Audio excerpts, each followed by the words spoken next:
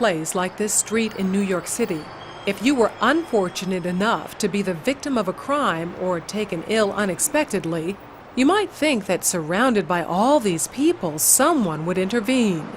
After all, isn't there safety in numbers? Psychologists say no. Research suggests that often a victim is less likely to receive assistance when surrounded by a group rather than a single bystander. When people are in a crowd, it's easier to pass the buck. It's what psychologists call the diffusion of responsibility. Liverpool Street Station in London, a busy thoroughfare for commuters. Unknown to these passers-by, Peter is an actor. As part of an experiment on bystander apathy, he's pretending to be ill. Help! Help! How long before he gets help? Please, somebody. Help! Help me, sir. Please help me. Helping would be inconvenient or even risky. He lies there for more than 20 minutes and no one raises an eyebrow. Please, somebody help me. It's always very distressing to watch situations like this where people are obviously suffering and no one's actually helping them.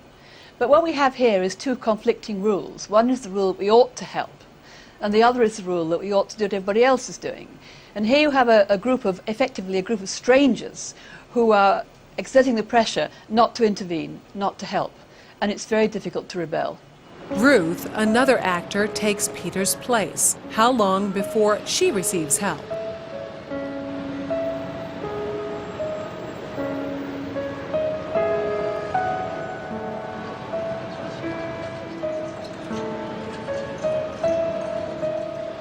Four minutes later, and 34 people have passed without stopping.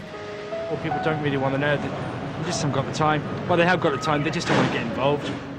Unwittingly, these strangers have silently formed a temporary group with a rule: don't get involved. They're afraid to stand out from the crowd and won't take action if no one else does.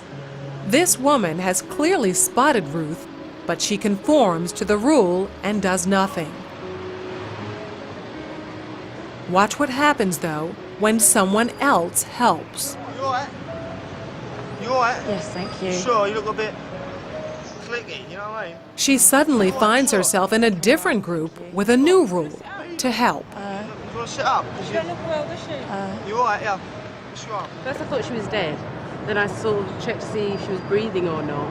And I looked around and I couldn't believe that no one had noticed her, because there was a bloke sat there just absorbed in reading a newspaper. This time, Peter's dressed as a respectable gentleman. Now that his dress is in keeping with those around him, how long before he's rescued? Hello, sir. How are you today? I'm alright. 6 seconds. She even calls him sir, and suddenly everyone's a good Samaritan. Do you suffer from epilepsy? No. Why you're lying on the floor in the rain? Because he's part of the right group. Everyone wants to help. I would just hate to be in his position of feeling ill and nobody helping and walking past, so I'd just like to check that he was okay. And I thought, well, it's wet, so he must really be ill because he's going to ruin his suit anyway.